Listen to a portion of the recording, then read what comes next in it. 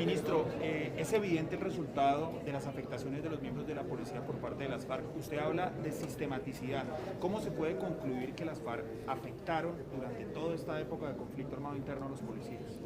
Una vez más venimos a la JEP acompañando a las víctimas de las fuerzas militares y de policía que a lo largo de estos años vieron afectada su integridad, su vida, su familia, su salud mental por las aberraciones que cometieron las FARC. En los 80 informes que ha presentado la Fuerza Pública, Ejército, Armada, Fuerza Aérea y hoy el de Policía, se demuestra primero que todo que los miembros de las fuerzas militares y policía fueron víctimas de patrones sistemáticos de las FARC. Se han encontrado documentos, se presentan evidencia en estos diferentes informes de manuales de la FARC donde muestra la sistematicidad. Ayer, por ejemplo, se presentaba el documento Renacer o 2010, donde se mostraba cómo utilizaban las minas antipersona, inclusive rellenándolas de tuercas, de vidrios, de heces fecales con el fin de afectar, y era difundida y promovida a nivel de todos los frentes que tenía la guerrilla. Eso queda evidenciado en los 80 informes y por eso una vez más venimos a la JEP a mostrar que hay 403.352 víctimas de la fuerza pública y a solicitar que ante esa magnitud se aperture un macro caso de crímenes de guerra de las FARC en contra de los miembros de las fuerzas militares y policía que son víctimas. Ministro, las FARC han señalado que ellas son las víctimas, que son víctimas efectivamente del Estado y por ejemplo con el líder Alfonso Cano y en esta ocasión también. ¿Cómo entender que las FARC se consideran ahora víctimas del Estado y de las fuerzas militares? Ya lo he dicho, para mí eso es la mata del descaro, que los victimarios se quieran ser víctimas después de lo que hemos visto hoy con conmovedores y desgarradores testimonios del intendente Manuel, donde señala cómo por más de 6 meses, después de haber quedado incinerado en un ataque, después de estar sometido a cadenas, fue objeto de todo tipo de vejámenes y donde se señalaba que los comandantes decían que querían destruirlos y aniquilarlos. Aquí el país no se puede equivocar.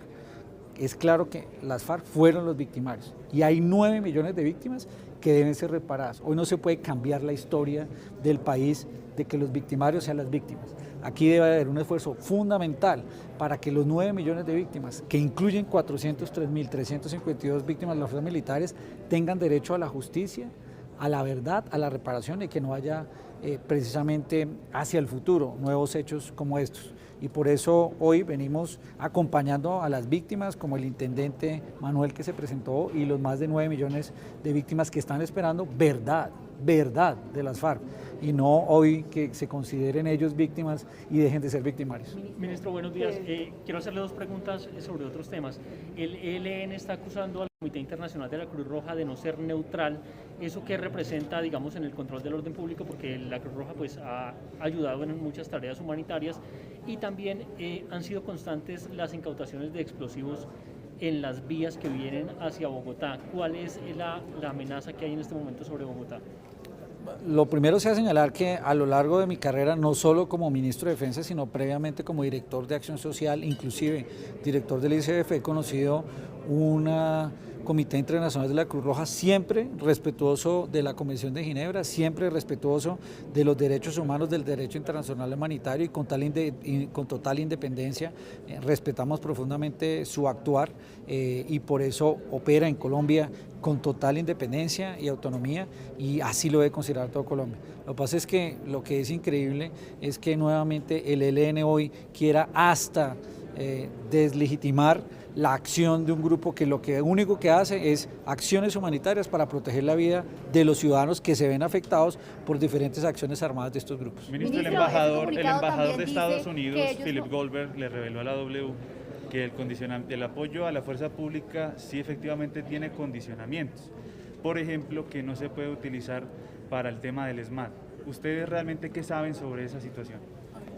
Hoy el presupuesto que fue aprobado, 470 millones, de dólares, es el presupuesto más alto de las últimas décadas y venía con unos condicionamientos señalados a investigaciones de derechos humanos, al uso de los recursos para el cumplimiento de esos requisitos, esos siguen. Sin embargo, había unos condicionamientos en que se decía que no podía ser utilizado para el ESMAD. Hoy ese condicionamiento ya no está. Significa que es posible, inclusive, que esa ayuda pueda ser destinada a apoyar el ESMAD en el desarrollo de sus funciones, sus nuevas competencias, inclusive con la transformación de la policía.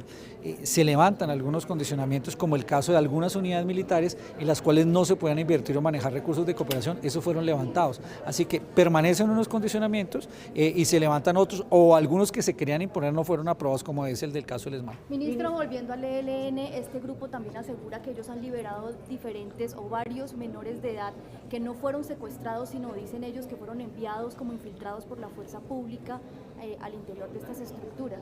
A los criminales no se les puede creer. Quienes reclutan a los menores de edad en todo el país son el ELN. Lo que queda evidente en los procesos que uno encuentra cuando nuestra Fuerza Pública desarrolla operaciones y recupera y rescata a esos menores de edad es que son ellos los que los inducen, los obligan, los seducen a estar en las filas de estos grupos armados ilegales, pero son ellos los responsables de un crimen de lesa humanidad que son reclutar menores. Nuestro ejército, nuestras fuerzas militares desde hace muchos años vienen cumpliendo con todos los estándares internacionales de hasta qué edad se puedan hacer incorporaciones y por supuesto se ha venido cumpliendo. Los que incumplen son ellos, es el ELN. Ministro, ¿qué decir frente a que las disidencias han reclutado desde el proceso de paz, han reclutado más de 470 menores? Muchos pensaron que ahí ya iba a terminar el conflicto.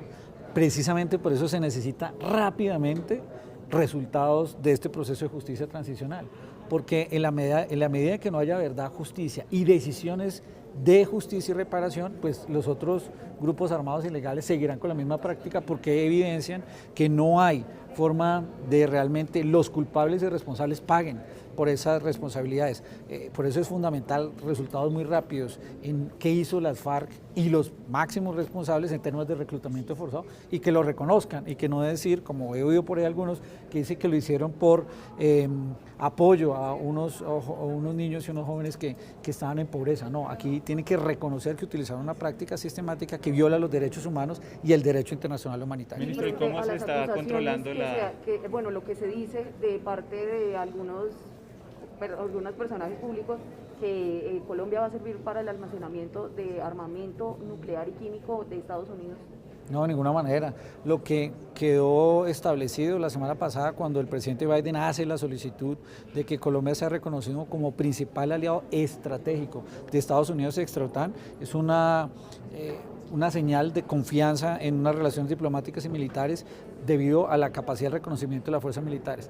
¿En qué beneficia eso a los colombianos? En que vamos a tener mejores posibilidades e instrumentos para garantizar la seguridad y la tranquilidad de los colombianos, instrumentos para tener más asistencia técnica, instrumentos para desarrollar las capacidades militares, investigaciones para desarrollar equipos militares, préstamos de esos equipos militares y al final es para poder luchar contra el terrorismo, luchar contra estos grupos armados ilegales, seguir en esa avanzada que tenemos a nivel regional en la lucha contra el narcotráfico. Ministro, dos preguntas rápidamente. Usted dice que integrantes de primera línea se están filtrando en algunos colegios donde están adelantando manifestaciones o protestas en contra del abuso, los presuntos abusos. Y la segunda, ¿cómo avanza el tema de Ucrania, el apoyo de los colombianos?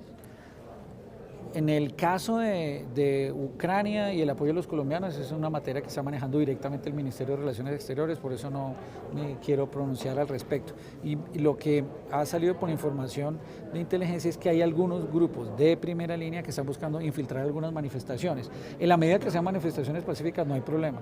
El problema es cuando comienzan a desarrollarse acciones violentas o que hagan obstrucciones o que destruyan establecimientos de comercio o afecten el sistema de transporte público como el Transmilenio de la ciudad. ¿Ustedes tienen información de esto? ¿Se ha presentado, por ejemplo, hechos aislados en colegios al sur de Bogotá y ya es evidente que se están presentando problemas de orden público? Hasta ahora la información es que tienen esa intención y que han buscado hacerlo en algunos de los grupos que se han congregado. Ministro, ¿cuáles son las acciones que están adelantando para controlar el orden público tanto en Ituango como en Teorama? En el caso de Ituango tenemos precisamente dos acciones que se desarrollaron ayer por parte de nuestra fuerza pública. Allí tenemos presencia de las disidencias de la FARC y del Clan del Golfo. Recientemente se desarrollaron operaciones en contra del Clan del Golfo. Uno de sus cabecillas fue capturado en Ituango y su segundo también fue neutralizado.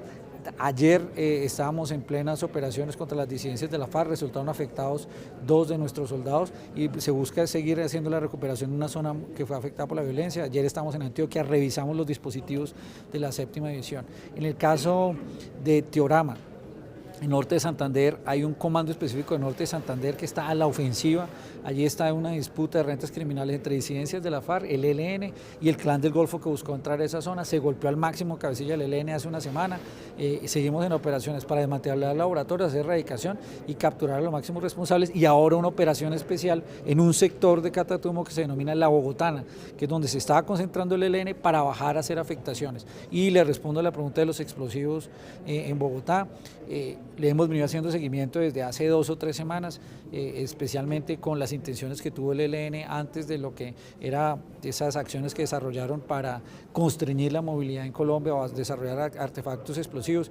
Con base en esa información se ha identificado y hay un grupo especial de inteligencia haciendo seguimiento de este tipo de artefactos explosivos, y después de lo que sucedió en Ciudad Bolívar se hace seguimiento para hacer ese control cuando lleguen este tipo de artefactos. Se han prevenido muchas acciones y así lo que seguiremos haciendo. Está ahí una articulación entre la Policía Nacional, nuestro Ejército Nacional, la Brigada 13. ¿Hay amenazas o de pronto han tenido información de inteligencia de posibles actos?